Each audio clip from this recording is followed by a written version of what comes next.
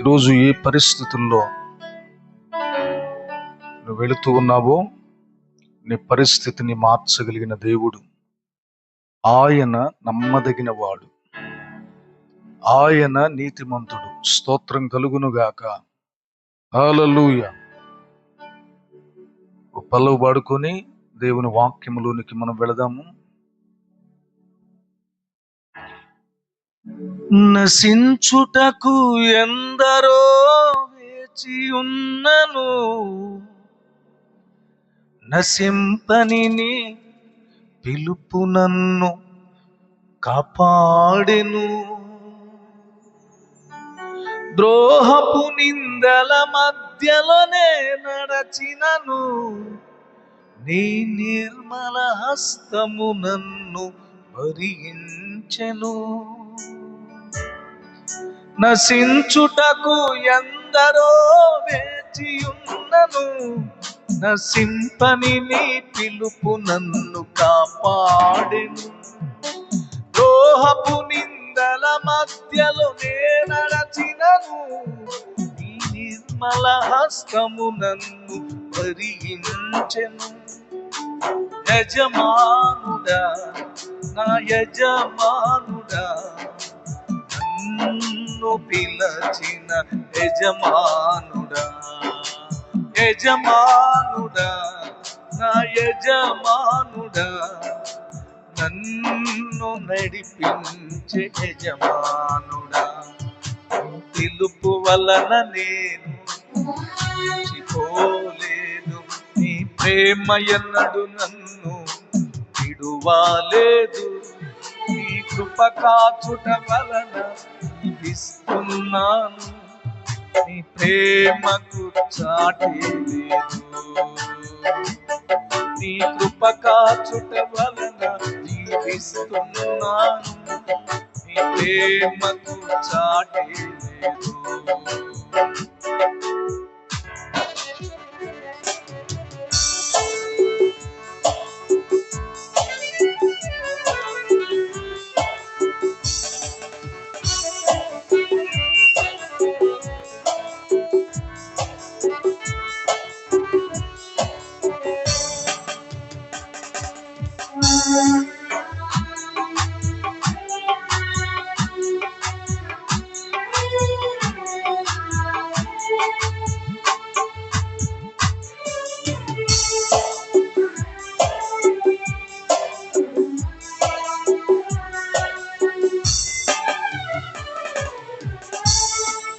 మనుషులు మూసిన తలుపులు కొన్నైనను, నాకై నీవు తెరచినవి అనేకములు.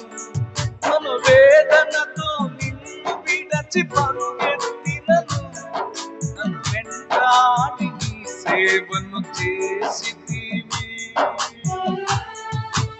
ఆమేన్.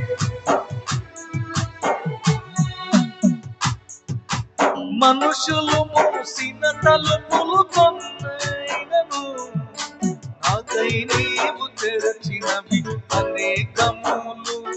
నన్ను వేదనతో నిన్ను విడచి పరుగెత్తినను, నన్ను వెంటాడి నీ సేవను చేసితివి. ఆధారము నా దైవమా, పిలచిన ఈ పిలుపునకు కారణమా. నా ఆధారమా, నా దైవమా, పిలచిన ఈ పిలుపునకు కారణమా. నీ పిలుపు వలన నేను మర్చిపోలేదు, నీ ప్రేమ ఎన్నడు నన్ను విడువలేదు. నీ కృప కాచుట వలన జీవిస్తున్నాను, ప్రేమకు చాటి లేదు. నీ కృప కాచుట వలన జీవిస్తున్నాను, నీ ప్రేమకు చాటి లేదు. నీ కృప కాచుట వలన జీవిస్తున్నాను, నీ ప్రేమకు చాటి లేదు. నీ ప్రేమకు చాటి లేదు, ప్రేమకు చాటి లేదు. ప్రేమకు సాటి ప్రేమకు చాటేరు ప్రేమకు చాటేరు ప్రేమ యేసు ప్రేమ ప్రేమ కల్వరి ప్రేమ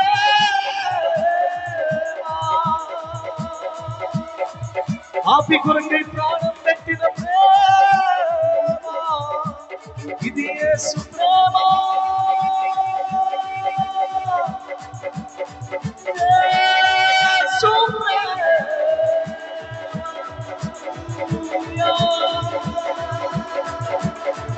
హల్లెలూయా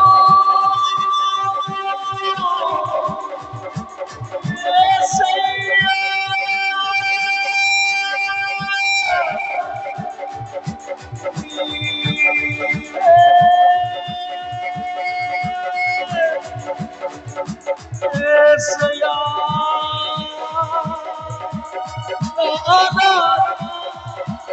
నా దైవమా నా పాలక సియోను రాజా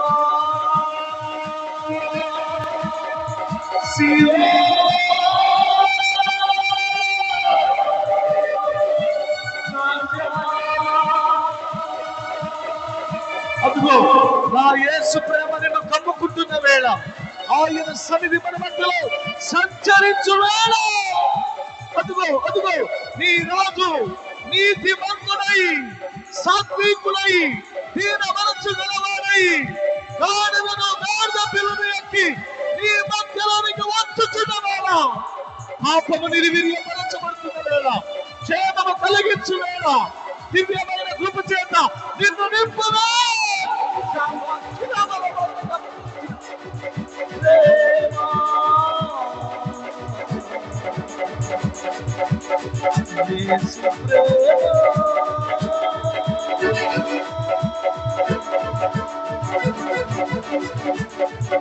మహాపరిశుద్ధుడైన మా పరమ తండ్రి, ఘనమైన నామములోకి పరిశుద్ధమైన పాదములు పట్టుకుని ప్రార్థిస్తూ ఉన్నాను. ఇప్పటి వరకు నీ దాసురాలు నిలవబెట్టుకుని మీరు మాతో మాట్లాడారు, అందును బట్టి వందనాలు. కొన్ని నిమిషాలు వాక్యము ధ్యానిస్తూ ఉండగా మానవ స్వరమును మరుగుపరచండి. దైవ స్వరం ద్వారా నీ బిడలమైన మా అందరితో మీరు మాట్లాడి మహిమ పొందమని యేసు నామమును అడుగుచున్నాను తండ్రి, ఆమేన్. దేవుని పరిశుద్ధ నామమునకు మహిమ కలుగునుగాక. చేరి వచ్చిన మీ అందరికీ వందనాలు. దేవునికి స్తోత్రం కలుగునుగాక. ఈ కడవరి దినాల్లో దేవుని యొక్క సన్నిధి మన మధ్యలో ఉంచి ఆ సన్నిధిని మనం అనుభవించాలని దేవుని ఉద్దేశమై ఉంది. నిజంగా ఈ క్షణం వరకు మనం బ్రతికున్నామంటే కేవలము ఆయన కృప. స్తోత్రం కలుగునుగాక. ఆ కృప లేనిదే ఏమాత్రము కూడా మనం బ్రతకలేము. కృపే మనల్ని నడిపిస్తుంది, కృపే మనకు క్షేమం ఇస్తుంది, కృపే నిత్యత్వానికి తీసుకుని వెళుతుంది. ఆ కృప ద్వారా దైవ కార్యాలు మనం చూడబోతున్నాం. స్తోత్రం కలుగునుగాక. మంచిది. గాడిదలో ఉన్న కొన్ని విషయాలు దేవుని సేవకురాల ద్వారా దేవుడు మనతో మాట్లాడి ఉన్నారు. అవును, ఆ గాడిద దేనికి సాదృశ్యం అంటే మనకే. రోజు గమనించండి, యేసు ప్రభు గాడిద పిల్లను ఎక్కి ఎక్కడికి వెళుతున్నాడు? యెరూషలేముకి. అంటే యెరూషలేము అప్పటికే మహాభయంకరమైనటువంటి పాపము చేత నింపబడింది. కారణం ఏంటంటే దేవాలయంలో ఆరాధనకు బదులుగా వ్యాపారం జరుగుతూ ఉంది. దేవాలయములో దేవునికి రావలసినటువంటి మహిమకు బదులుగా అక్కడ విరోధకరమైనటువంటి కార్యాలు జరుగుతూ ఉన్నాయి. మానవుడు అనుకుంటూ ఉన్నాడు, దేవుడంటే ఇదిగో సంతోషించటం, దేవుడంటే పండుగ చేయడం, దేవుడంటే ధనాన్ని సమకూర్చుకోవడం, దేవుడంటే వ్యాపారం చేసి దానిలో కాస్త లాభాన్ని చూద్దామనేటటువంటి ఉద్దేశంలో మానవుడు ఉన్నాడు. కానీ పరిశుద్ధాత్మ దేవుని యొక్క ఉద్దేశం ఏంటంటే, ఏ దేవాలయం అయితే పాడైపోయిందో, ఏ దేవాలయం అయితే చెడిపోయిందో, ఏ దేవాలయం అయితే దేవునికి విరోధకరమైన కార్యాలు జరుగుతున్నాయో, ఆ దేవాలయాన్ని దేవుని మందిరముగా ఆయన స్థాపించాలి. దేవునికి స్తోత్రం కలుగును గాక. ఆయన ఉద్దేశం అది. అందుకే పరిశుద్ధ బైబిల్ గ్రంథంలో నుండి ఒక మాట, మత్తయి సువార్త 21వ అధ్యాయము 10వ వచనాన్ని చదువుకుందాం. మత్తయి సువార్త 21వ అధ్యాయము 10వ వచనాన్ని చదువుకుందాం. ఆయన యెరూషలేములోనికి వచ్చినప్పుడు పట్టణమంతయు ఈయన ఎవరో అని కలవరపడెను. స్తోత్రం కలుగును గాక. ఎవరు యెరూషలేముకు వచ్చింది? వాస్తవానికి యేసు ప్రభువారు బేతనియాలో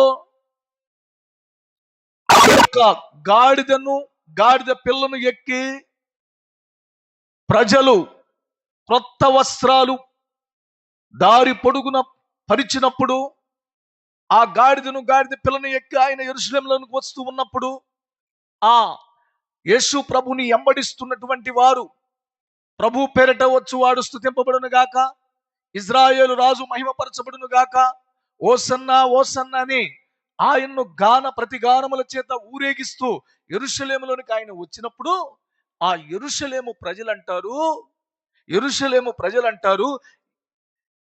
ఆయన యెరూషలేములోనికి వచ్చినప్పుడు పట్టణమంతయు, ఏమని రాయబడింది?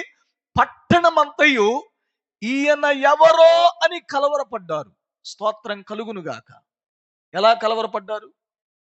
ఈయన ఎవరో యెరూషలేములోనికి రాక మునుపు ఆయన ఆయా ప్రాంతాలు సంచారము చేసినప్పుడు, ఆ ప్రాంతాలలో కుంటి వారిని నడిపించినప్పుడు, గుడ్డి వారికి చూపించినప్పుడు, రోగులను బాగు చేసినప్పుడు, వ్యాధులను నయం చేసినప్పుడు వారు చూస్తానే ఉన్నారు. చనిపోయిన లాజరును బ్రతికించిన విషయం వారికి తెలుసు. ఆయన దేవాలయంలో బోధించినప్పుడు వారు చూశారు. ఆయన అనేక అద్భుతాలు చేసిన విషయం వారికి తెలుసు.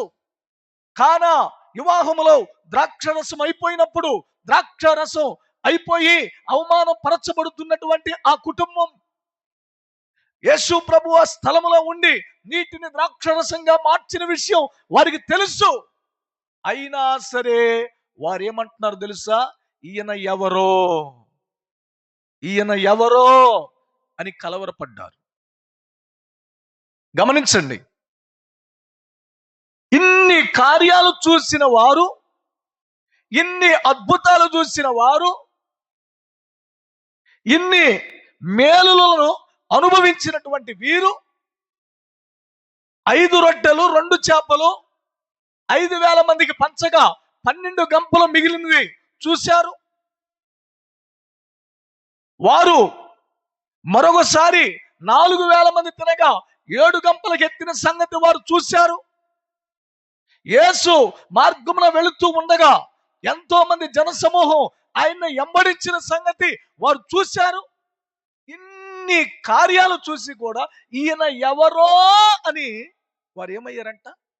కలవరపడ్డారు. మన జీవితంలో కూడా అనేక పర్యాయాలు కొన్ని సందేహాలు ఎదురవుతూ ఉంటాయి. ఏంటంటే, దేవుని మందిరానికి వస్తాం, యేసు ప్రభువుని నమ్ముతాం, పొలం పంట వేయటానికి పొలానికి వెళ్ళినప్పుడు, విత్తనం వేసేటప్పుడు, ఈ విత్తనం మేము వేస్తున్నాము, ఆశీర్వదించయ్యా, సమృద్ధి పంట మాకివ్వండి అడుగుతాం. వ్యాపారం చేసేటప్పుడు వ్యాపారంలో లాభం దయచేయమని అడుగుతాం.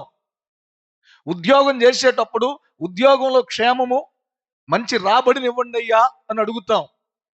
అనారోగ్యంతో ఉన్నప్పుడు ఆరోగ్యాన్ని అనుగ్రహించండి అయ్యా అని అడుగుతాం. ఇన్ని అడిగినప్పటికీ ఆ దేవాది దేవుడు అడిగిన ప్రతిదానికి ఆయన ప్రత్యుత్తరం ఇచ్చి నీ అవసరాలన్నీ ప్రభు తీరుస్తూ ఉంటాడు.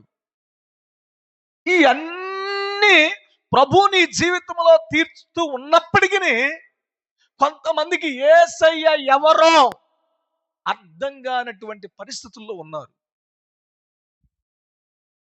ఆయనలో ఉన్న శక్తి ఏంటో, ఆయనలో ఉన్న బలమేంటో, ఆయనలో ఉన్న సామర్థ్యం ఏంటో, ఆయనలో ఉన్న సుగుణాలు ఏంటో చాలా మందికి అర్థం కాక యేసయ్యను నామకార్థంగా భక్తి చేసే వాళ్ళు ఉన్నారు.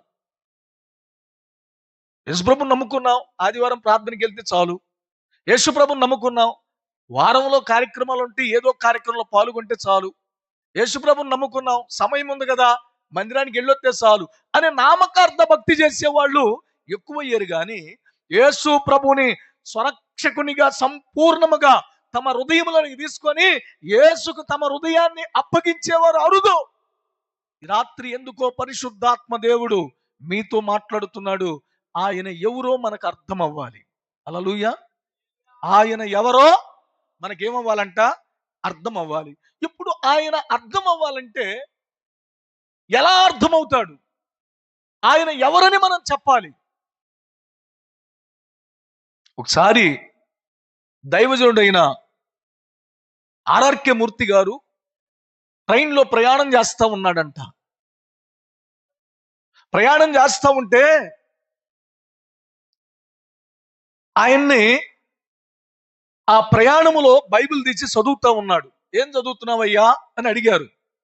ఆయన అడిగినప్పుడు ఆయన నేను బైబిల్ చదువుతా ఉన్నాను అని చెప్పారు. అవునా? ఆ బైబిల్లో ఎవరి గురించి రాయబడి ఉంది అని అంటే ప్రభు అయిన యేసుక్రీస్తు గురించి, లోక రక్షకుడు గురించి రాయబడి ఉంది అని అన్నారు. ఆ యేసు ప్రభు ఎలా ఉంటాడో ఒకసారి చూపించన్నారంట. ఆయనకి ఏం చెప్పాలో అర్థం కాల. మేము నమ్ముకున్న దేవుడు ఇదిగో ఈ విధంగా ఉన్నాడు, మేము ఆరాధిస్తున్న దేవత ఈ రీతిగా ఉంది, మరి మీ యేసు ప్రభు ఎలా ఉన్నాడు, ఆయన రూపం ఏంటి, ఆయన పోలికేంటి, ఒక్కసారి ఆయన ఎలా ఉంటాడో చెప్పండి అని ఆయన అడిగినప్పుడు ఆయన ఒక పాట పాడుకుంటున్నాడంట. ఏమని? నీ దేవుడేడనుచు నన్నడుగుచున్నారు, ఎలా ఉన్నావని చెప్పను. చూడండి, ఈ పాట పాడుతూ రాసుకుంటా ఉన్నప్పుడు వాళ్ళకప్పుడు అర్థమైందంట, ఓహో దేవుడు మానవ రూపంలో వచ్చాడు కానీ ఆయన మానవుడు కాదు. ఆయన ఎవరై ఉన్నారు? ఆత్మస్వరూపి అయిన దేవుడై ఉన్నాడు.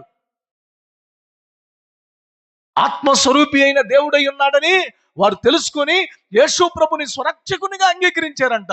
అందుకనే ఇప్పుడు మనం ఆరాధిస్తున్న దేవుడు ఏమై ఉన్నాడు? యెరూషలేము ప్రజలు ఈయన ఎవరో అని కలవరపడడానికి గల కారణం ఏంటి అని అంటే బైబిల్లో యోహాను సువార్త 1వ అధ్యాయము చూడండి. పరిశుద్ధ బైబిల్ గ్రంథంలో నుండి యోహాను సువార్త 1వ అధ్యాయము 1-2 వచనాలు చూస్తే అక్కడ రాయబడి ఉన్న మాట ఏంటో తెలుసా? ఆది యందు వాక్యం ఉండెను, వాక్యము దేవుని యొద్ద ఉండెను, వాక్యమే దేవుడైనను, ఆయన ఆది యందు దేవుని యొద్ద ఉండెను, సమస్తమును ఆయన మూలంగా కలిగిను. స్తోత్రం కలుగును గాక. ఈ యేసు ఎవరు అని అంటే వాక్యమై ఉన్న దేవుని యొద్ద ఉన్నవాడు. ఎవరండి ఈయన?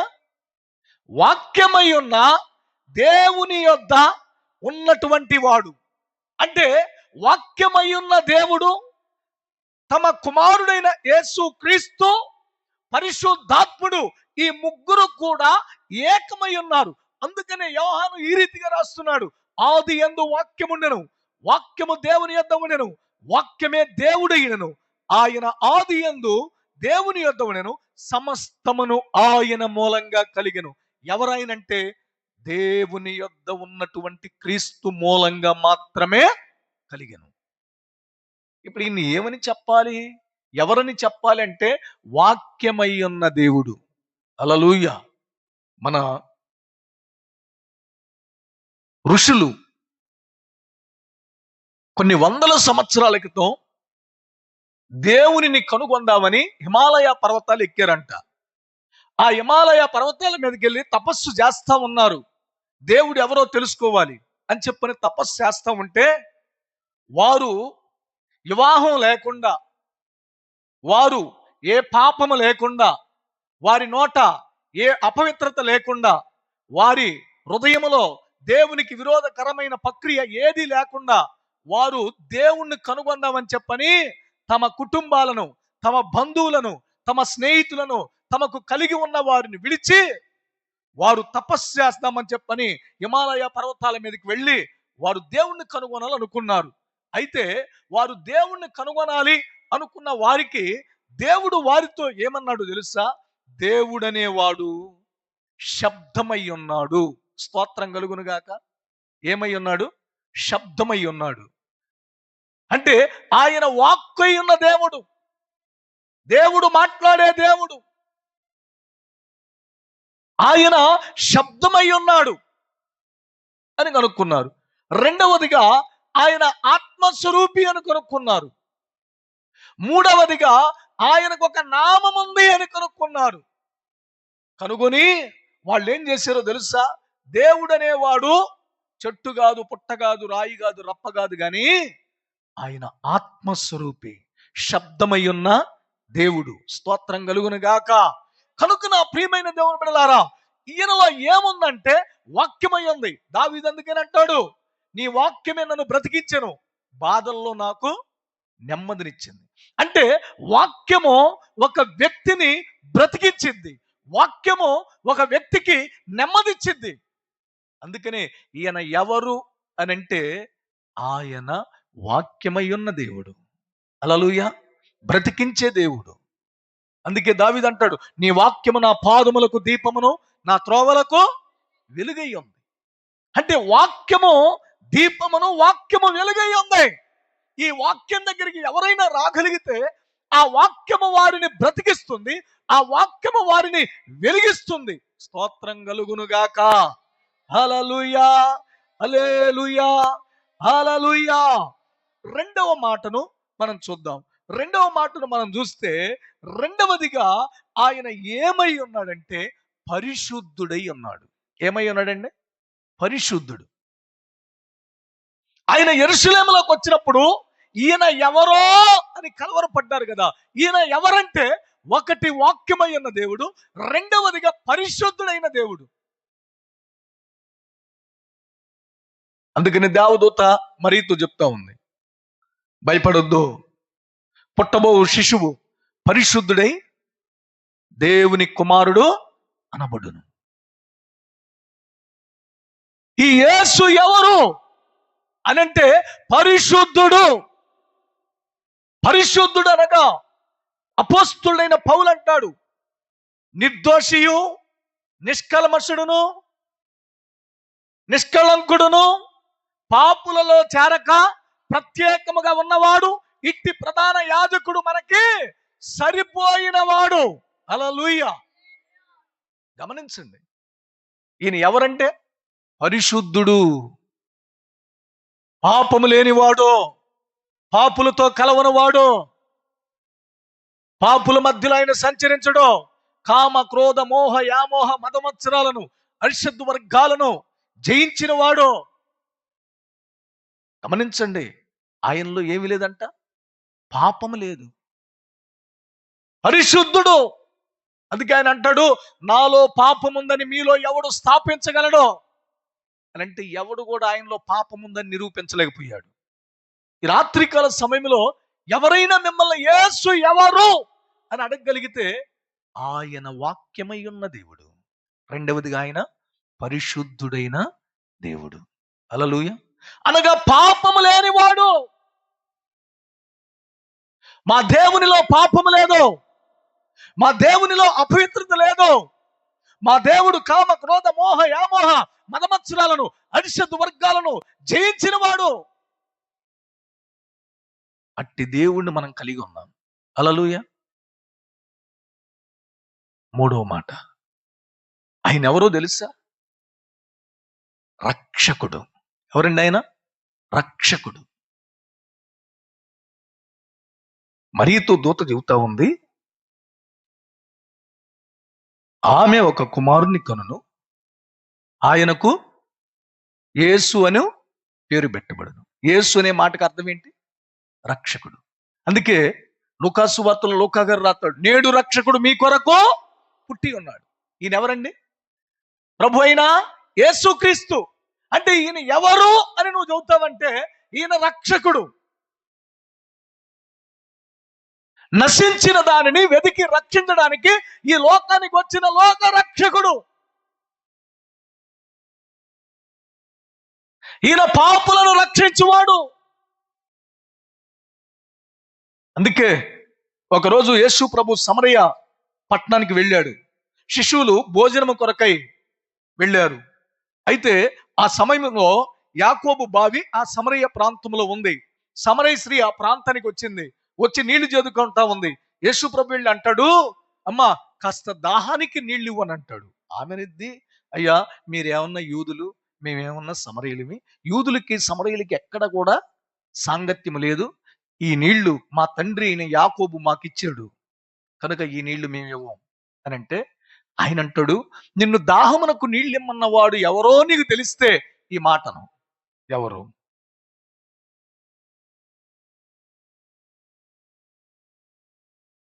నీవిచ్చు నీళ్లు తాగితే మరలా మరలా తప్పికొంటావు, నేనిచ్చు నీళ్లు తాగితే మరెన్నడూ నువ్వు తప్పికొనవు. ఆ మాటకు ఆమంటుంది, అయ్యా అంత దూరం నుండి వచ్చి ఇక్కడ నీళ్లు చదువుకొని వెళ్తున్నానయ్యా, ఇంత దూరం రాకుండా నీళ్లు నాకు ఇవ్వు అని అంటే, ఆయన అంటాడు, ఈ నీళ్లు నువ్వు తాగాలంటే నీ పెనిమిటిని తీసుకొనిరా. ఆమంటది, నేను పెనిమిటి లేని దాన్నో. అప్పుడు యేసుప్రభు అంటాడు, నీకు 5 భర్తలు ఉన్నారు, ఇప్పుడున్నవాడు నీవాడు కాదు అని చెబితే ఆమె ఏం చేసిందో తెలుసా? నేను చేసినవన్నీ నాతో చెప్పిన వాడిని నేను చూశానని ఆమె పట్టణంలోకి వెళ్ళింది. ఆయన మెస్సయ్యని నేను కనుగొన్నా అని చెప్పిన పట్టణంలోకి వెళ్ళి పట్టణాన్ని కదిలించుకొని అక్కడికి వస్తే ఆ పట్టణస్థులు అన్న మాట ఏంటి తెలుసా? అయ్యా ఈమె చెప్పిన మాటను బట్టి కాదు గాని మా అంతట మేము చూచి నమ్ముచున్నాం, నీవు నిజముగా లోక రక్షకుడివి, స్తోత్రం కలుగును గాక. నీవు లోకాన్ని రక్షించడానికి వచ్చిన దైవ కుమారుడివి. అందుకనే పౌలు అంటాడు, పాపులను రక్షించుటకు క్రీస్తు యేసు ఈ లోకమునకు వచ్చునన్న మాట నమ్మదగినదియు పూర్ణాంగీకారమునకు యోగ్యమైనదియు ఉన్నది. అట్టి వారిలో నేను ప్రధానుడును, స్తోత్రం కలుగును గాక. గమనించు, ఆయన ఎవరు అనంటే లోకరక్షకుడు. ఈ లోకములో ఉన్న పాపమును, ఈ లోకములో ఉన్న అపవిత్రత, ఈ లోకములో ఉన్న దోషము, ఈ లోకములో ఉన్న శాపమును కొట్టివేయడానికి వచ్చిన లోక రక్షకుడు ఆయన. ఒకటేం చెప్పాను? వాక్యమై ఉన్న దేవుడు. 2 పరిశుద్ధుడైన దేవుడు. 3 రక్షకుడైన దేవుడు. 4వ మాట చూస్తే, ఆయన యెరూషలేములోనికి వెళ్ళగానే ఈయన ఎవరో అని కలవరపడిన వారు, ఈయన నజరేతు వాడగు, 11వ వచనం, ఈయన నజరేతు వాడగు చదవండి అన్నమాట. జన సమూహము ఈయన గలిలయలోని నజరేతు వాడగు ప్రవక్త అయిన యేసు అని చెప్పిరి, స్తోత్రం కలుగును గాక. ఏమని చెప్పారండి? ఏమని చెప్పారు? ఈయన ప్రవక్త అయిన యేసు. అంటే ప్రవక్త అనగా జరిగిన వాటిని, జరుగుతున్న వాటిని, జరగబోవు వాటిని చెప్పగలిగిన వాడే ప్రవక్త. స్తోత్రం కలుగును గాక. నీ చరిత్ర విప్పగలిగిన వాడు, నీ చరిత్ర మార్చగలిగిన వాడు, సుచరిత్ర కలిగినటువంటి దేవుడు. ఆయన ఎలాంటి వాడు తెలుసా? ఇదిగో మన జీవిత చరిత్రను ఎరిగిన వాడు, నీ సంచారములన్నీ లెక్కించగలిగిన వాడు, నీ స్థితిని బాగు చేయగలిగిన వాడు. ఆయన ప్రవక్త అని చెప్పారు. స్తోత్రం కలుగును గాక. బైబిల్లో ఒక ప్రవక్త ఉన్నాడు, సమూయేలు ప్రవక్త. ఈ సమయంలో ప్రవక్త గురించి బైబిల్లో చెప్పబడిన మాట ఏంటో తెలుసా? అతడు ఏది చెప్పినా అది జరుగుతుంది. స్తోత్రం కలుగును గాక. అతడు ఏది చెప్పునో అది జరుగుతుంది. అంటే ప్రవక్త ఏది చెబుతాడో అది జరిగిద్ది. ప్రవక్త ఏది చెబుతాడో, తన నోటి మాట ఏది పలుకుతాడో అది జరిగిద్ది. ఈ నీరు ద్రాక్షరసంగా మార్చబడును గాక అన్నాడు. ద్రాక్షరసం అయిపోయింది. 38 సంవత్సరాలు కోనేటి దగ్గర పడి ఉన్నవాడిని లేచి నడవమన్నాడు, నడిచాడు. వీడి కన్నులు తెరవబడును గాక అన్నాడు, తెరవబడ్డాయి. వీడి కాళ్ళు చేతులు వచ్చి నడుచును గాక అన్నాడు, వాడు నడిచాడు. చనిపోయిన లాజరును లేచి రా అన్నాడు, లేచి వచ్చాడు. స్తోత్రం కలుగును గాక. ప్రవక్త ఏ మాట చెప్పునో ఆ మాట జరిగింది.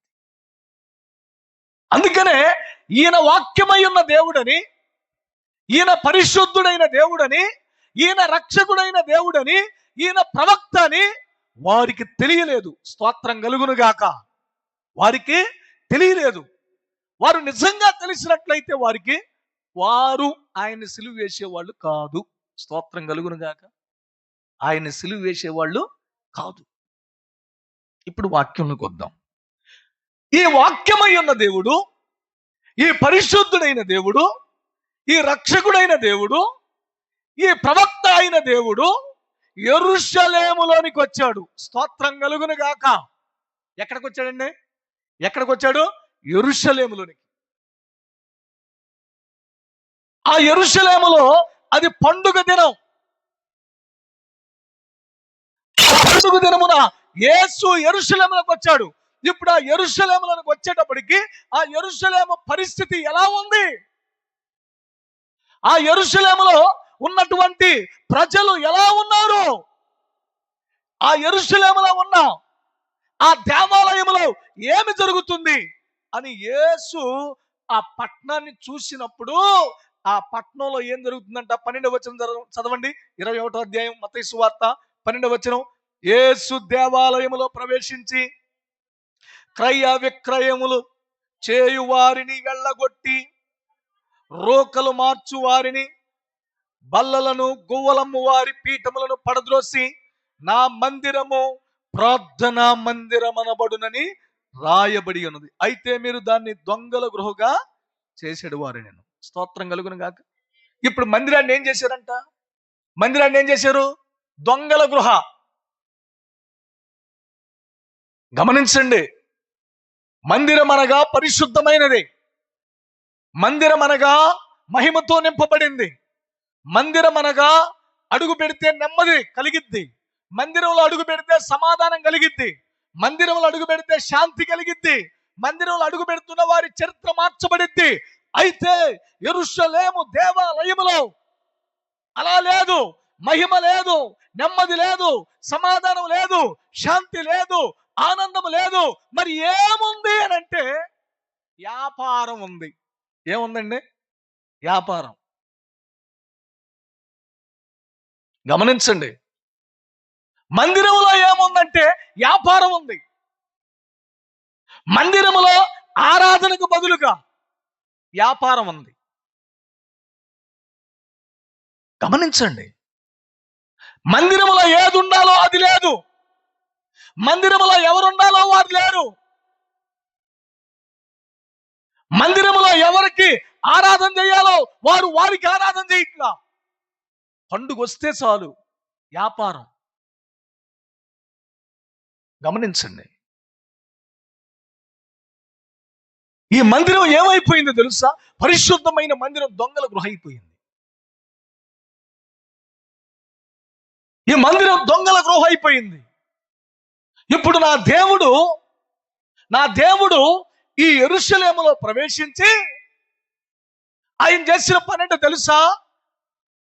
ఆ మందిరములో వ్యాపారం చేస్తున్న వారిని, మందిరములో రోకలు మారుస్తున్న వారిని, మందిరములో గువ్వలం పీఠములను అమ్ము వారిని మొత్తాన్ని కూడా వాటన్నిటిని పడదోసి వారందరినీ బయటికి వెళ్ళగొట్టి ఆ మందిరాన్ని ఏం చేశాడంట? ప్రార్థనా మందిరం. స్తోత్రం కలుగును గాక. హల్లెలూయా, హల్లెలూయా.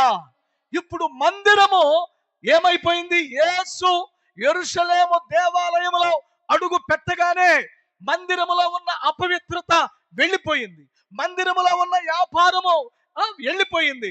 మందిరములో దేవునికి క్రయ విక్రయములు చేయబడుచున్న వారందరూ కూడా మందిరాన్ని విడిచిపెట్టి వెళ్ళారు. ఇప్పుడు ఏం జరగాలి మందిరంలో అంటే, పోగొట్టుకున్న ఆత్మ, పోగొట్టుకున్న దర్శనం, పోగొట్టుకున్న ఆరాధన మరలా తిరిగి జరగాలి.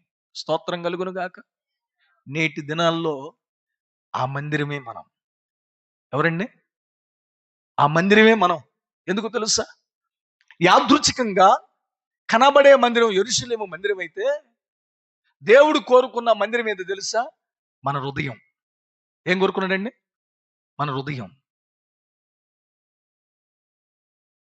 కారణం ఏంటి? హృదయము అన్నిటికంటే మోసకరమైనది, అది ఘోరమైన వ్యాధి గలది, దాన్ని గ్రహించువాడు ఎవడు? కారణం ఏంటంటే మన హృదయం. మనలో ఉండవలసిన దేవుడు లేడు, మనలో దేవునికి చేయవలసిన ఆరాధన లేదు, మనలో దేవునికి ఇవ్వవలసిన ప్రాధాన్యత లేదు. మనము దేవుని యొద్దకు వెళ్ళాల్సిన రీతిలో వెళుతున్నాం, నామకార్థంగా బ్రతుకుతూ ఉన్నాం. రాత్రి నా ప్రభు సెలవిస్తున్న మాట ఏంటో తెలుసా? వాక్యం అంటుంది, మీ దేహము దేవునికి ఆలయమైనదని మీరు ఎరుగరా? ఏమైందంట? మీ దేహము దేవునికి ఏమైంది? ఆలయమై ఉంది. ఎవడైనను దేవుని ఆలయాన్ని పాడు చేస్తే దేవుడు వాని ఆలయాన్ని పాడు చేయను. దేవుని ఆలయం పరిశుద్ధమైనది. ఆ పరిశుద్ధ సన్నిధిలో దేవుని ఆత్మ నివసించుచున్నది. స్తోత్రం కలుగును గాక. ఇప్పుడు మనం ఏమవ్వాలంటే, ఈ హృదయం అనే ఈ దేవాలయాన్ని దేవుడు కోరుకున్నాడు. ఇప్పుడు దేవుడు కోరుకున్న ఈ హృదయంలో ఏ పాపమున్నది, ఏ దోషమున్నది, ఏ మలినమున్నది, ఏ అవిధేయత ఉంది, దేవునికి విరోధకరమైనటువంటి అపవిత్రత ఉంది, దాన్ని తీసేసుకోగలగాలి. అందుకే వాక్యమై ఉన్న దేవుడు, అందుకే పరిశుద్ధమై ఉన్న దేవుడు, అందుకే రక్షకుడైన దేవుడు, అందుకే ప్రవక్త అయి ఉన్న దేవుడు మన హృదయంలోనికి రాకుండా దూరంగా ఉన్నాడు. ప్రభు అంటాడు, మీ పెదవులతో నన్ను గణపరచుదురు కానీ మీ హృదయం చాలా దూరంగా ఉంది. ఈ రాత్రి నా దేవుడు సెలవిస్తున్న మాట ఏంటి తెలుసా? నీ హృదయంలోనికి ఆయన రావాలనుకుంటున్నాడు. యెరూషలేము దేవాలయంలోనికి వెళ్ళి దేవాలయాన్ని ఏ రీతిగా పరిశుద్ధపరిచి ఇది మందిరమని స్థాపించాడో, అదే రీతిగా నీ హృదయం అనే దేవాలయంలోనికి ఆయన రావాలనుకుంటున్నాడు. ఆయన వచ్చినప్పుడు నీ హృదయములో ఏ పాపం ఉండకూడదు. స్తోత్రం కలుగునుగాక. పాపము మనిషిని పాడు చేస్తుంది. పాపము మనిషిని రకరకాలుగా శాపాల మధ్యలోనికి తీసుకుని వెళుతుంది. పాపము మనిషిని కుటుంబాలను బద్దలు చేస్తుంది. పాపము మనిషిని నెమ్మది లేకుండా చేస్తుంది. పాపము మనిషిని సమాధానం లేకుండా చేస్తుంది. ఏ పాపమైతే నీ హృదయం అనే గుడారములో ఉందో, ఏ పాపమైతే నీ ఇంట్లో ఏలుబడి చేస్తుందో, ఆ పాపమును దేవుడు తీసేయాలని ఈ రాత్రి ఆశపడుతూ ఉన్నాడు. అయితే ఆ పాపాన్ని తీసేసుకోవడానికి నువ్వు ఇష్టపడుతున్నావా? దేవుడు మన ఇంట్లోకి రావాలంటే మన ఇల్లు శుభ్రంగా ఉండాలి. స్తోత్రం కలుగును గాక. మన ఇంటికి బంధువులు వస్తున్నారంటే చాలా శుభ్రం చేస్తారు. ఎవరన్నా నాయకులు వస్తున్నారంటే శుభ్రం చేస్తారు. కానీ దేవునికి మాత్రం బాహ్య సంబంధమైన ఇంటిని శుభ్రం చేసినంత శ్రద్ధ ఈ ఆత్మ సంబంధమైన హృదయాన్ని శుద్ధి చేసుకోలేకపోతున్నారు. దాని వలన కుటుంబంలో వేదన, దాని వలన నెమ్మది లేదు, దాని వలన సమాధానం లేదు, దాని వలన అడుగులు వేస్తున్నావు, ఆశీర్వాదం లేదు, చేతితో విత్తనం వేస్తున్నావు, ఫలింపు లేదు, వ్యవసాయం చేస్తున్నావు, అభివృద్ధి లేదు, వ్యాపారం చేస్తున్నావు, లాభం లేదు, ఉద్యోగం చేస్తున్నావు, దానివల్ల ఏమాత్రము కూడా నీ చేతిలో చిల్లిగా మిగలుతుల్లా. కారణం ఏంటంటే ఏదొక రోగానికి, ఏదొక బలహీనతకి, ఏదొక మరి అవసరాల నిమిత్తమై సంపాదించిన సంపాదన అంతా కూడా వ్యయమైపోతుంది. కారణం ఏంటి? హృదయము శుభ్రత లేదు, దేవునికి అంగీకారంగా లేదు. ఈ రాత్రి నా ప్రభు సెలవిస్తున్న మాట ఏంటి తెలుసా? నీ హృదయము బాగుంటే నేనొచ్చి నీ హృదయంలో నివాసం చేస్తా. స్తోత్రం కలుగును గాక. దేవుడు సెలవిస్తున్న మాట ఏంటి? నీ హృదయము బాగుంటే నేనొచ్చి నీ ఇంట్లో నివాసం చేస్తా. ఇప్పుడు యెరూషలేముని బాగు చేశాడు దేవుడు. యెరూషలేముని శుద్ధి చేశాడు దేవుడు. యెరూషలేముని పవిత్రపరిచాడు దేవుడు. అది మందిరముగా నిరూపించాడు దేవుడు. ఇప్పుడు నిన్ను కూడా అదే యెరూషలేముగా మార్చాలని, అదే దేవాలయంగా మార్చాలని, అదే దేవాలయంలో ఆయన వచ్చి నివాసము చేయాలని ఆయన ఆశపడుతూ ఉన్నాడు. అయితే నీ హృదయాన్ని ప్రభువుకి ఇస్తావా? ప్రభు నీ హృదయంలోనికి వచ్చేటట్లుగా నీ హృదయం అనే తలుపులు తెరుస్తావా? నీవు గనక ఆయన వచ్చేటట్లుగా నీ హృదయం తెరవగలిగితే తప్పకుండా ఆయన వస్తాడు. స్తోత్రం కలుగును గాక. ఆయనే గనక నీ హృదయంలోకి వస్తే, నీ ఇంట్లోనికి వస్తే, నీ పిల్లల భవిష్యత్తు బాగుండిద్ది, నీ కుటుంబ వ్యవస్థ బాగుండిద్ది, నీ చేతి పనులను ప్రభు ఆశీర్వదిస్తాడు, నీ తల పైకెత్తుతాడు. అప్పటి వరకు సంతోషం లేక తల కిందకి దించుకున్నావు, అప్పటి వరకు అభివృద్ధి లేక ఎంత అవమానపడ్డావో, నీ కళ్ళ ముందే నీ ఇంటి పక్కన వారు ఉన్నత స్థితిలోకి వెళుతుంటే నీవు ఇంకా ఆ బలహీనమైన స్థితిలో, లేమి స్థితిలో నువ్వు ఉన్నప్పుడు తల దించుకునే పరిస్థితులు నువ్వు ఉన్నావు. కానీ నా దేవుడి రాత్రి సెలవిస్తున్న మాట ఏంటి తెలుసా? యెరూషలేమును బాగు చేసినట్లుగా నేను నిన్ను బాగు చేస్తాను అంటున్నాడు. స్తోత్రం కలుగును గాక. నిన్ను బాగు చేస్తా. ఆ దేవాతి దేవుడు నీ ఇంట్లోనికి వచ్చి నిన్ను బాగు చేయాలంటున్నాడు. గమనించండి, నిన్ను బాగు చేస్తా. నువ్వు బాగుపడటానికి ఇష్టపడితే, నువ్వు బాగుపడటానికి సిద్ధపడితే, నీవు బాగుపడటానికి నీ మనస్సును మార్చుకొని నీ హృదయాన్ని ప్రభు కనుక అప్పగించగలిగితే ఆయన తప్పకుండా నిన్ను బాగు చేస్తాడు. హల్లెలూయా, హల్లెలూయా. ఆయన తప్పకుండా నిన్ను బాగు చేస్తాడు. సమరీ స్త్రీని బాగు చేసి హెచ్చించిన దేవుడు నిన్ను బాగు చేయడా? నిన్ను గణపరచడా? గణపరుస్తాడు. అందుకే నీ హృదయాన్ని బాగు చేసుకోవడానికి యేసయ్యకి నీ హృదయం ఇవ్వు. స్తోత్రం కలుగును గాక. నీ హృదయాన్ని ఎవరికి ఇవ్వాలి? యేసయ్యకి ఇవ్వాలి. ఆయన వస్తే నీ చరిత్ర మార్చబడింది. ఆయన వస్తే నీ కుటుంబ పరిస్థితి మార్చబడింది. ఆయన వస్తే నీ పిల్లల పరిస్థితి మార్చబడింది. ఆయన వస్తే నీ తలరాత మార్చబడింది. ఆయన రావాలంటే నీ హృదయం తెరవబడాలి. స్తోత్రం కలుగును గాక. హల్లెలూయా. రెండవ మాట చెప్తాను. రెండవ మాట, ఈయన వస్తే ఏం జరిగింది? ఒకటి, ఆయన వస్తే యెరూషలేము పరిశుభ్రపరచబడి దేవుని మందిరంగా మార్చబడినట్లు, మన హృదయం అనే దేవాలయంలోకి ఆయన వస్తే యెరూషలేమును బాగు చేసినట్లుగా మనల్ని బాగు చేస్తాడు. రెండవదిగా, ఆయన వస్తే ఏం జరిగింది? ఒకరోజు యేసు ప్రభు యెరికో పట్టణానికి వెళ్ళాడు. ఎక్కడికి వెళ్ళాడు? యెరికో పట్టణానికి వెళ్ళాడు. యెరికో పట్టణానికి యేసు ప్రభు వెళ్ళినప్పుడు ఆ పట్టణంలో జనసమూహం అంతయు కూడా యేసు ప్రభుని చూడవచ్చారు. యేసు ప్రభు చుట్టుముట్టారు. విస్తారమైన జనసమూహము ఆయన చుట్టూ ఉన్నారు. ఆయన చుట్టూ విస్తారమైన జనసమూహం ఉన్నప్పుడు ఒకడు దూరము నుండి చూశాడంట ఆ జనాల్ని. ఏంటబ్బా, ఎంతమంది జనసమూహం ఉన్నారు, ఎవరు వచ్చారు? నాకు తెలియకుండా నేనే ఒక ప్రభుత్వ అధికారిని కదా, నేనే ఒక బిల్ కలెక్టర్ని కదా, నాకు తెలియకుండా మా పట్టణానికి ఎవరు వస్తారు అని అనుకుంటా వచ్చాడు. వచ్చేటప్పటికి జనమైతే కనబడుతున్నారు కానీ జనము మధ్యలో ఉన్న యేసు కనబడుతున్నా. అప్పుడు అడిగాడు, అరే బాబిట్రా, ఏం జరిగింది? ఏంటి ఇక్కడికి ఎవరు వచ్చారు? ఎవరు వచ్చారా? నీకు తెలియదా? ఎవరో యేసు అంటయ్యా. ఆయన మాట సెలవిస్తే రోగాలు పోతున్నాయి. ఆయన మాట సెలవిస్తే జబ్బులు పోతున్నాయి, ఆయన మాట సెలవిస్తే వ్యాధులు పోతున్నాయి, ఆయన మాట సెలవిస్తే స్వస్థతలు జరుగుతున్నాయి, ఆయన మాట సెలవిస్తే చనిపోయిన వారు లెగుస్తున్నారంట. ఆయన ఈ రోజు మన పట్టణానికి వచ్చాడో అని చెబితే ఆ మాట విన్న ఇతడు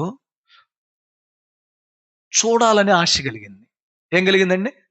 చూడాలని ఆశ కలిగింది. కానీ చూడలేకపోతున్నాడు. కారణం ఏంటి? పొట్టివాడు. ఏందండి? చూడాలని ఆశ కలిగింది కానీ చూడలేని పరిస్థితి. కారణం ఏంటంటే అతడు పొట్టివాడు.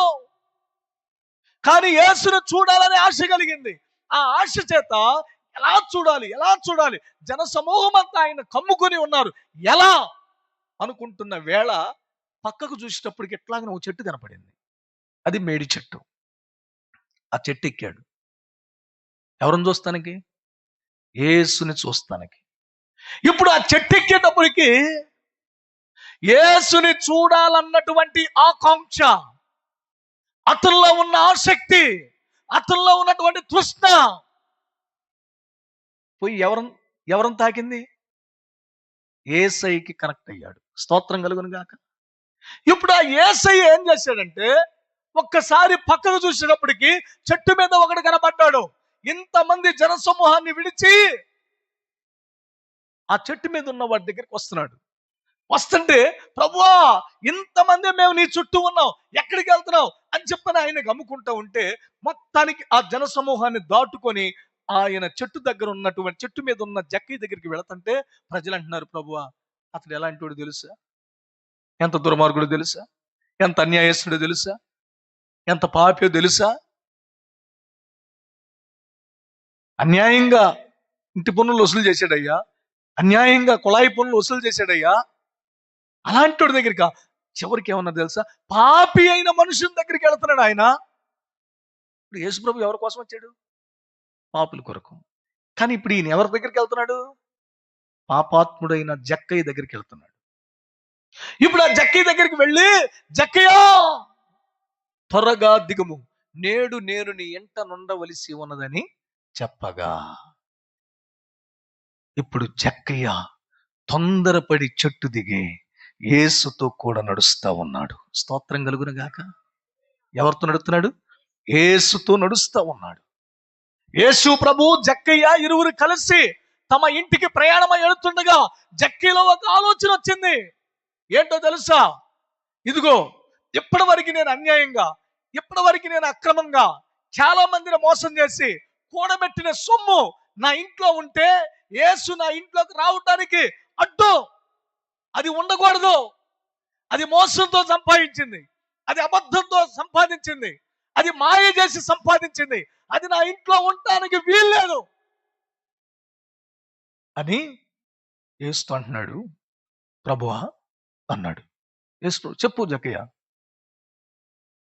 నా ఇంట్లోకి నువ్వు రావాలంటే నా ఇంట్లో మోసపూరితమైంది, నా ఇంట్లో అన్యాయంతో కూడింది, నా ఇంట్లో అక్రమముతో కూడింది, నా ఇంట్లో అబద్ధముతో కూడిన కొంత సొమ్ము ఉందయ్యా, అది ఉండటానికి వీల్లేదు అనుకొని నేను ఎప్పటి వరకు ఎవని యొద్దైనా దేనినైనా అన్యాయంగా తీసుకునే ఎడల అతనికి 4 వంతులు చెల్లిస్తా. చప్పట్లు కొట్టి దేవుని నామమున మహిమపరుద్దాం.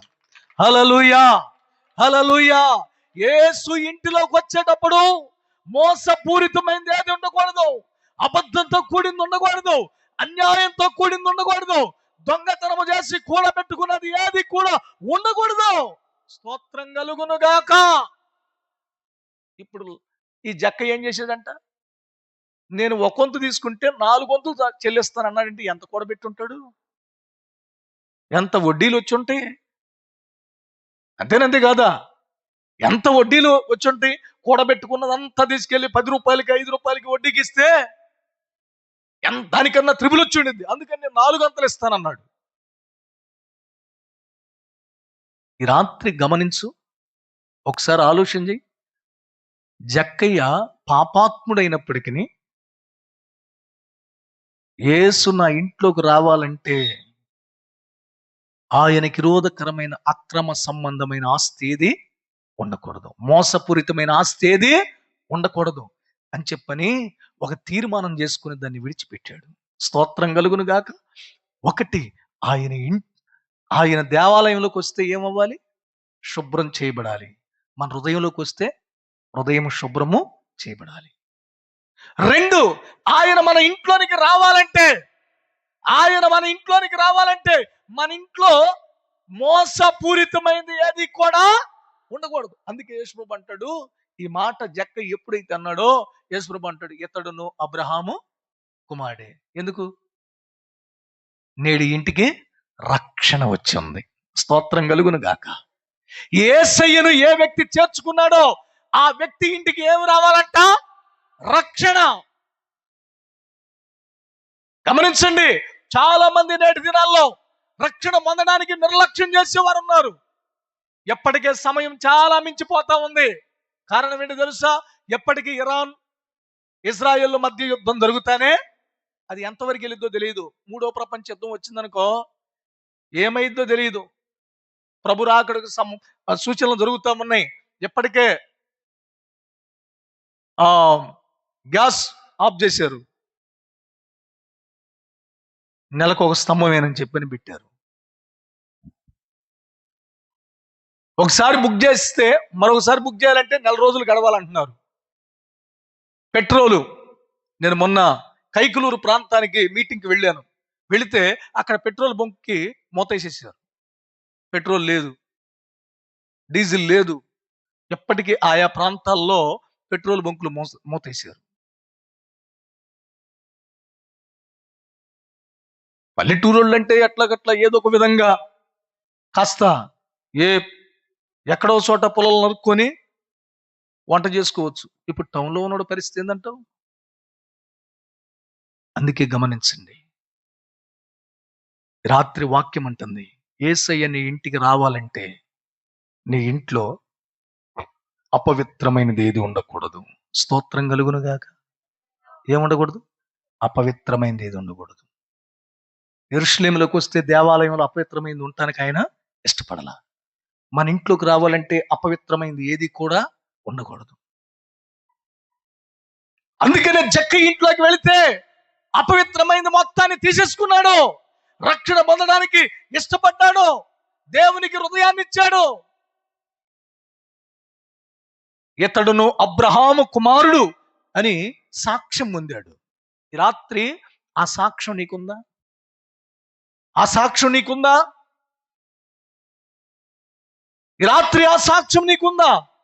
ఆ వాక్యమై ఉన్న దేవుడు, ఆ పరిశుద్ధుడైన దేవుడు, రక్షకుడైన దేవుడు, ప్రవక్త అయిన దేవుడు నీ మధ్యలోనికి రావాలంటే, నీ ఇంట్లోనికి రావాలంటే, నీ హృదయంలోనికి రావాలంటే ఆయనకి ఏది అడ్డుగా ఉందో అదేమవ్వాలంట?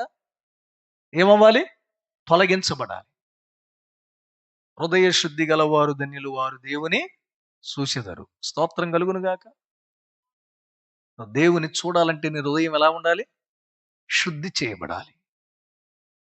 శుద్ధి చేయబడాలి. శుద్ధి చేయబడాలి. నీ హృదయము శుద్ధి చేయబడితే ఆయన వచ్చి నీ ఇంటిలో నివాసము చేయగలడు. స్తోత్రం కలుగును గాక. హల్లెలూయా, హల్లెలూయా. ఎవరైనా ఆయన ఎవరంటే మీరు చెప్పాల్సింది ఏందండి? వాక్యమయ్యున్న దేవుడు, పరిశుద్ధుడైన దేవుడు, రక్షకుడైన దేవుడు, ప్రవక్త అయిన దేవుడు. ఆయన ఏది చెబితే అది జరిగిద్ది. ఆ దేవాది దేవుడు హృదయంలోనికి రావాలంటే హృదయములో ఆయనకి అడ్డుగా ఏది ఉండకూడదు. ఇంట్లోనికి రావాలంటే ఇంట్లో ఏది కూడా అడ్డుగా ఉండకూడదు. ఈ 2 తీసేసుకొని నీ హృదయములో నీ ఇంట్లో ఏది అడ్డుగా ఉందో దేవునికి అది తీసేసుకొని ప్రభుతో నీ ప్రయాణాన్ని కొనసాగించి రాత్రి ప్రభుతో నీ ప్రయాణాన్ని కొనసాగించు. నాకు యేసు కావాలి, నేను ఆయనతో నా ప్రయాణాన్ని కొనసాగిస్తానికి నేను ఇష్టపడుతున్నా, ఆయన నాకు కావాలి అని నువ్వు కనుక అడగగలిగితే తప్పక వస్తాడు. అందుకని చదవండి పరిశుద్ధ బైబిల్ గ్రంథంలో ఒక మాట. మనం ఏం చేయాలి? ఆయన మన యొద్దకు రావాలంటే మనం ఏం చేయాలి? నేటి దినాల్లో చూడండి, సామెతల గ్రంథం ఎనిమిదో అధ్యాయము 35వ వచనం. నన్ను కనుగొనువాడు జీవమును కనుగొనును, యెహోవా కటాక్షము వానికి కలుగును. స్తోత్రం కలుగును గాక. ఇప్పుడు ఆయన నీ ఇంట్లోనికి రావాలంటే నీ హృదయంలో ఉన్న పాపమును, నీ ఇంట్లో ఉన్న పాపమును తీసేసుకొని ఆయన కనుగొను. ఆయన కనుగొనువాడు, ఆయన కనుగొంటే దేన్ని కనుగొనున్నట్టంట? జీవమును. చెప్పండి, జీవమును. నీవు ఆయనను కనుగొనడానికి ఇష్టపడు. ఆయన గనక నువ్వు కనుగొనగలిగితే ఆయన జీవం నీకు అనుగ్రహించబడుతుంది. అందుకనే యోహాను సువార్త 1వ అధ్యాయము చూడండి, 1వ అధ్యాయము 4వ వచనము. ఆయనలో జీవముండెను, ఆ జీవము మనుషులకు వెలుగై ఉండెను. స్తోత్రం కలుగును గాక. ఇప్పుడు ఆయనలో ఏముందంట? ఏ దేవుడైతే నీ ఇంట్లోనికి రావడానికి ఇష్టపడుతున్నాడో ఆ దేవాతి దేవునిలో ఏముందో తెలుసా? జీవమున్నది. ఏముందండి? జీవమున్నది.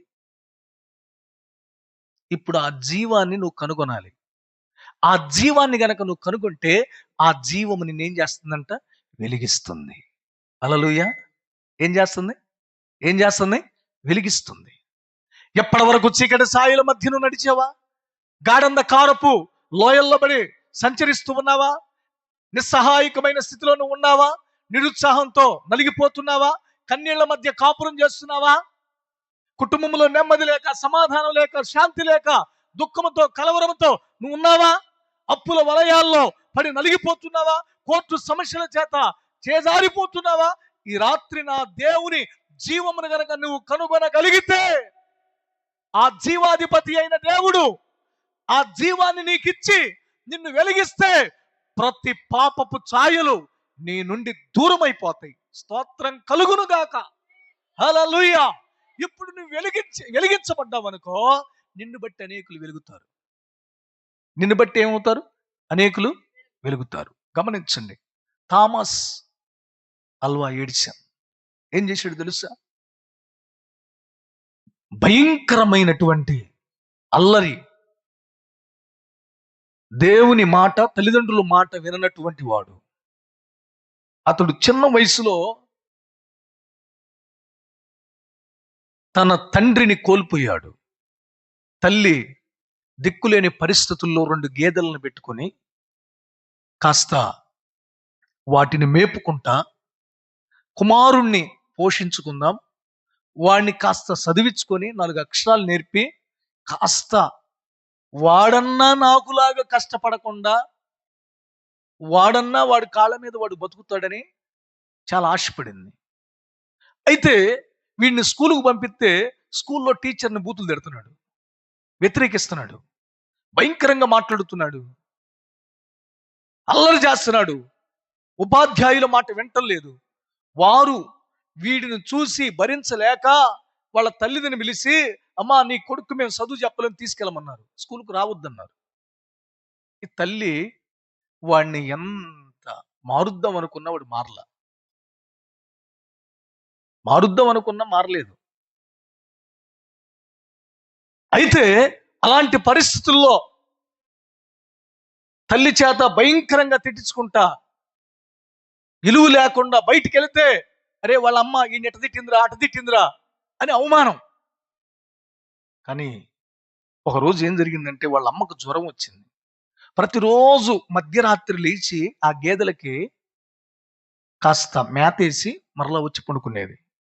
ఈ పరిస్థితుల్లో వాళ్ళ అమ్మకు జ్వరం వచ్చేటప్పటికి లేవలేని పరిస్థితి. వీడు ఒక లాందర ముట్టించుకొని వెళ్ళి కరెంటు పోయేటప్పటికి ఆ గేదెల సావిళ్ళు పెట్టి వీడు పోయి మేతేశాడు. ఈ గేదెలు అటు తిరిగి ఇటు తిరిగి ఆ మేతను అటుదన్ని ఇటుదన్ని ఆ లాందర మీద పడిపోయినాయి. అది అలా ముట్టి అలా వెలిగి ఆ సావిడంతా తగలబడిపోయింది. గేదెలు కూడా తగలబడిపోయి చచ్చిపోయినాయి. ఉదయం లేవగానే సావిడి కాలిపోయింది. తల్లి బలహీనమైన పరిస్థితుల్లో నలిగిపోతా కాస్త లేచి చూసేటప్పటికే దహనమైపోయి ఉంది. ఆ పరిస్థితుల్లో ఆ తల్లి ఏం చేసేవారంటే, నేను చేసిన పని ఇది, నువ్వు సావనన్న సావురా మీ నాన్నకలాగా. ఆయనతో ఇంతకాలం నేను ఇబ్బందులు పడ్డా, ఆయన చచ్చిపోయాడు, నిన్నన్నా చదివించుకొని ఉన్నత స్థితిలో చూద్దాం, నాకులా కష్టపడకుండా నువ్వు బ్రతుకుతావని నేను అనుకుంటే నువ్వు స్కూల్కి వెళ్తలేదు, నువ్వు సావనన్నా సావురా అంది. దారిని పోయే వాళ్ళందరూ విని చాలా అసహించుకొని, వీడి బ్రతుకు మారదు, వీడు మారడు. తల్లి ఎంత వ్యాకులం చెందుతుందో, వారికి జీవనాధారమైనటువంటి ఆ గేదెలు 2 చచ్చిపోయినాయి, ఇప్పుడు ఎలా బ్రతకాలి అని చెప్పని దారిని పోయే వాళ్ళు వీళ్ళు చాలా అసహ్యంగా మాట్లాడారు. కానీ ఆ స్కూల్ ప్రిన్సిపాల్ ఫాదర్ గారు ఒకరోజు ఆ ఇంటికి వచ్చి, మీ అబ్బాయిని నాకు ఇస్తావా అని అడిగాడంట. ఆమె అడిగింది, పాస్టర్ గారు మా అబ్బాయిని నీకు ఇస్తే వాడు స్కూల్లోకి వెళ్తే స్కూల్లో టీచర్స్ని ఇట్లా చేశాడు, నా జీవనాన్ని బాగొట్టాడు, ఇప్పుడు నీ దగ్గరికి వస్తే వాడు ఏం చేస్తాడో, వద్దు వాడు సావునన్నా సావట్లేదు అంటే, లేదు లేదు వాడిని నేను తీసుకెళ్తా అని చెప్పని వాడిని తీసుకుని ఆ పాస్టర్ గారు ఇంటికి తీసుకెళ్లి కూర్చోబెట్టి అక్షరం నేర్పిస్తాం ప్రారంభించాడు. అట్లా నేర్పించి చివరికి బైబిల్ చదవటం ప్రారంభించాడు. అతగాడు మత్తయి సువార్త, మార్కు సువార్త, లూకా సువార్త చదివిన తర్వాత యోహాను సువార్తలోకి వచ్చేటప్పటికి, ఆది యందు వాక్యము ఉండెను, వాక్యము దేవుని యొద్ద ఉండెను, వాక్యమే దేవుడై ఉండెను, ఆయన లేకుండా ఏది కూడా జరగల, సమస్తము ఆయన మూలంగా కలిగెను, ఆయనలో జీవం ఉండెను, ఆ జీవం మనుషులకు వెలుగై ఉండెను అన్న మాట చదివి, ఏదో ఒక విధంగా కరెంట్ లేదు కదా, ఈ ఇళ్లలో కరెంటు బల్బును తయారు చేయాలి అని ఆలోచన చేసి దాని మీద శ్రద్ధ పెట్టి వాక్యాన్ని ఆధారం చేసుకొని బల్బ్ తయారు చేయటం ప్రారంభించాడు. స్తోత్రం కలుగును గాక. ఈరోజు మన ఇంట్లో ఇదివరకు 40 candle bulb, 40 candle bulb, 60 candle bulb ఉండేది. అది ఎవరు తయారు చేశారంటే థామస్ అల్వా ఎడిసన్. అప్పుడు మీడియా వచ్చి అతని ముందు నిలబడి ఈ బల్బు తయారు చేయటానికి గల కారణం ఏంటి అని చెప్పని అడిగితే, దేవుడు నన్ను వెలిగించాడు, నేను లోకాన్ని వెలిగించా. స్తోత్రం కలుగును గాక. అంటే ఒక వ్యక్తిని వెలిగించాలంటే దేవుడే. నీవు ఎలగాలనుకుంటే ఏదో ఒక రోజున ఆరిపోతావు. అందుకే బైబిల్ అంటుంది, దేవుని యొద్దకు రండి, అప్పుడు ఆయన మీ యొద్దకి వచ్చును. స్తోత్రం కలుగును గాక. ఇతడు దేవుని యొద్దకు వెళ్ళాడు, దేవుని వాక్యాన్ని విన్నాడు, దేవుని వాక్యాన్ని చదివాడు, అర్థం చేసుకున్నాడు, ఏదో ఒకటి దేవుని కొరకు ఈ లోకంలో నేను కనిపెట్టాలనుకున్నాడు, పని ప్రారంభించాడు, సక్సెస్ అయ్యాడు, విజయాన్ని సాధించాడు. అతడిచ్చిన సాక్ష్యం ఏంటి తెలుసా? దేవుడు నన్ను వెలిగిస్తే నేను లోకాన్ని వెలిగించా. హల్లెలూయా. ఈ రాత్రి దేవుడు నిన్ను వెలిగిస్తానికి ఇష్టపడుతున్నాడు. నువ్వు లోకం వెలిగేటట్లుగా నువ్వు బ్రతుకుతావా?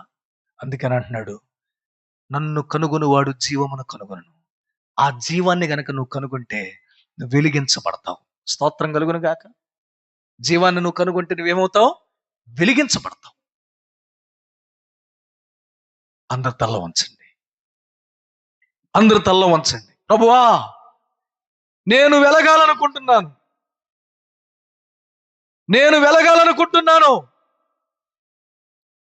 నన్ను వెలిగించయ్యా, నేను వెలగాలనుకుంటున్నా. థామస్ అల్వా ఎడిసన్ నన్ను వెలిగించావు. అతడు లోకము కొరకు వెలిగాడు. ఈ రాత్రి ప్రభు సన్నిధులు నువ్వు అడగగలుగుతావా? ఈ రాత్రి ప్రభు సన్నిధులు నువ్వు అడగగలుగుతావా? ప్రభువా, నేను వెలగాలనుకుంటున్నాను. హల్లెలూయా, హల్లెలూయా, హల్లెలూయా, హల్లెలూయా. స్తుతి కలుగునుగాక, స్తుతి కలుగునుగాక, స్తుతి కలుగునుగాక. స్తుతి, స్తుతి, స్తుతి, స్తుతి, స్తుతి. హల్లెలూయా. ప్రభువా, మందిరాన్ని శుభ్రం చేశావు, మనుషులను శుభ్రం చేశావు.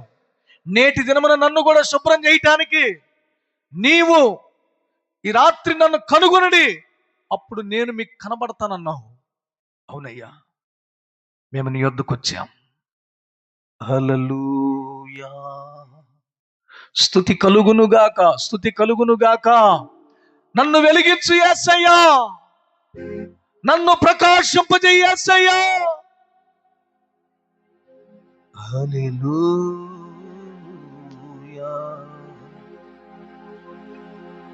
నన్ను వెలిగించయ్యా, నన్ను వెలిగించి యేసయ్యా.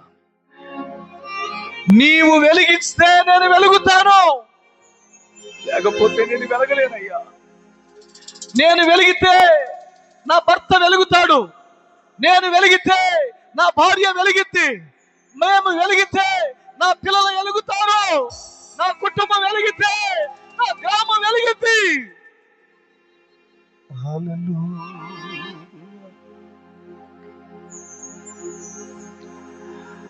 మారవంటి నా జీవితాన్ని మధురముగా మార్చి ఘనపరచినావు. మారవంటి నా జీవితాన్ని మధురముగా మార్చి ఘనపరచినావు. నా ప్రేమ చేత కాదు, నీవే నన్ను ప్రేమించి, నా ప్రేమ చేత కాదు, నీవే నన్ను ప్రేమించి, రక్తాన్ని చిందించి నన్ను రక్షించావు, రక్తాన్ని చిందించి నన్ను రక్షించావు. యేసయ్యా, యేసయ్యా, నా యేసయ్యా, యేసయ్యా, యేసయ్యా, నా యేసయ్యా. నీతో గడిపే ప్రతి క్షణము ఆనంద బాష్పాలు ఆగమయా. నీతో గడిపే ప్రతి క్షణము ఆనంద బాష్పాలు ఆగమయా. గమ్యము లేనేవో బాటసారి, నీతో ఉన్నాను భయం లేదన్నాడు.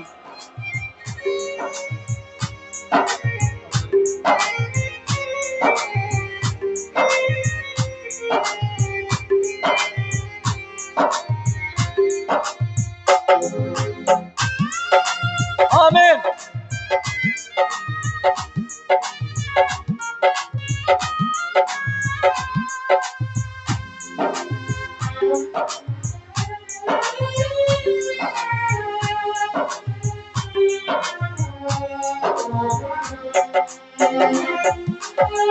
గమ్యమే లేని ఓ బాటసారి, నీతో ఉన్నాను భయము లేదన్నాను.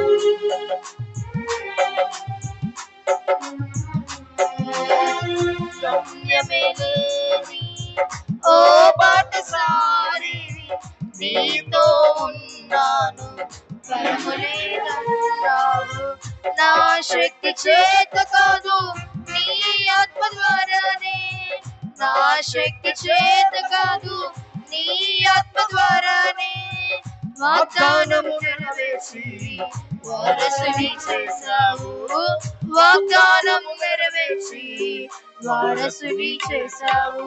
యేసయ్యా, యేసయ్యా, నా యేసయ్యా, యేసయ్యా, యేసయ్యా, నా యేసయ్యా, యేసయ్యా, యేసయ్యా, నా యేసయ్యా, యేసయ్యా, యేసయ్యా, నా యేసయ్యా. మేలు యోచించగా, కృప తలంచగా, మేలు యోచించగా, నాగలమాగదు స్తుతించగా, నిన్ను కీర్తించగా. యేసయ్యా, నా యేసయ్యా, యేసయ్యా, యేసయ్యా, నా యేసయ్యా, యేసయ్యా, యేసయ్యా, నా యేసయ్యా, యేసయ్యా, యేసయ్యా, నా యేసయ్యా, యేసయ్యా, యేసయ్యా, నా యేసయ్యా, యేసయ్యా, యేసయ్యా, నా యేసయ్యా. రూపతలంచగా, మేలు యోచించగా, నాగలమాగదు స్తుతించగా, వెంబడించగా ఈ రాత్రి ఆయన జీవమును నీవు కోరుకోగలిగితే, ఆయనను వెంబడించగలిగితే, ఆయనను నీవు ఆశ్రయించగలిగితే, ఇదిగో ఆ పరిశుద్ధుడైన దేవుడు, వాక్యమైన దేవుడు, రక్షకుడైన దేవుడు, ప్రవక్త అయిన దేవుడు నీ ఇంట్లో వచ్చి నీ ఇల్లు శుద్ధి చేస్తాడు, నీ హృదయం శుద్ధి చేస్తాడు, నీ పరిస్థితిని మారుస్తాడు, నిన్ను వెలిగిస్తాడు. రాత్రి వెలిగించడానికి ఇష్టపడుతున్నావా? రాత్రి వెలిగించడానికి ఇష్టపడుతున్నావా? అదిగో నా యేసు మీ ఇంట్లోకి రావాలని ఆశిస్తున్నాడు.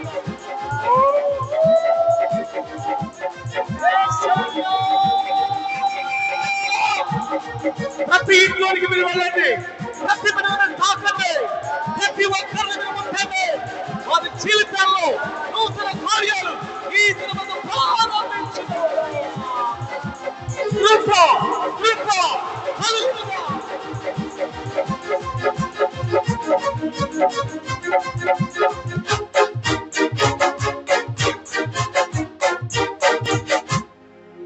ప్రార్థన చేసుకుందాం. పాస్టర్ గారు వచ్చి ప్రార్థన చేస్తారు.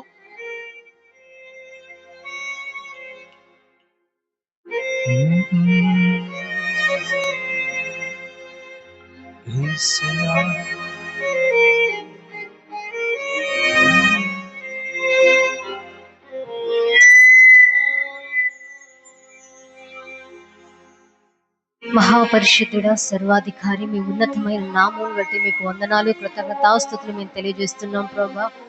ఈ ప్రత్యేక దినాన యేసుతో నేను అనే కూడికలో ఈ రాత్రి తండ్రి నాయన ఇంతవరకు మా మధ్యలో మీరుండి పరిశుద్ధాత్మ దేవ ఈ కూడికను దీవెనకరంగా, ఆశీర్వాదకరంగా, మహిమకరంగా, మేలుకరంగా మీరు జరిగించినందులకై నీకు వందనాలు తెలియజేస్తున్నాం ప్రభా. దైవజనం నిలబెట్టుకుని ప్రభా ఈ ప్రాంతానికి చేరొచ్చిన ప్రజలందరికీ కూడా నాయన కావలసిన వాక్యమును తండ్రి నాయన వర్తమానాన్ని మీరు అనుగ్రహించినందుకు నీకు వందనాలు మేము తెలియజేస్తున్నాం ప్రభా. నీ వాక్యపు వెలుగులోనికి మేమందరం కూడా వచ్చేదము గాక ప్రభా. మా కుటుంబాలు వెలిగించబడు గాక నాయన, మేము వెలిగించబడదుము గాక. నీకు స్తోత్రాలు ప్రభా. ఈ రాత్రి నీవు ఎవరో ప్రతి ఒక్కరు కూడా తెలుసుకుందరు గాక నాయన. నీ తండ్రి నాయన నీ పాదాలకు వచ్చుదురు గాక ప్రభా. నిన్ను సొంత రక్షకునిగా అంగీకరించుదురు గాక ప్రభా. అట్టి కృప ఈ రాత్రి వచ్చిన బిడ్డలందరూ కూడా మీరు దయచేయండి ప్రభా. అయ్యా విత్తబడిన ప్రతి మాట కూడా తండ్రి మా హృదయంలో నీరు కట్టి ఫలింపచేయండి ప్రభా. నీకు స్తోత్రాలు. ఫలభరితముగా తండ్రి నాయన మార్చమని అడుగుతున్నాను తండ్రి నాయన. ఆత్మీయతలు ఇంకా ఎదుగుటకు సహాయం దయచేయండి ప్రభా. ఈ పరిచయం ఇంకా మీరు దీవించి ఆశీర్వదించి ప్రభా తండ్రి నాయన ఈ నామానికి మహిమ తెచ్చుకోమని యేసయ్య ప్రశస్త నామములో ప్రార్థించి వేడుకొనిచున్నాము తండ్రి. ఆమేన్. మంచిది.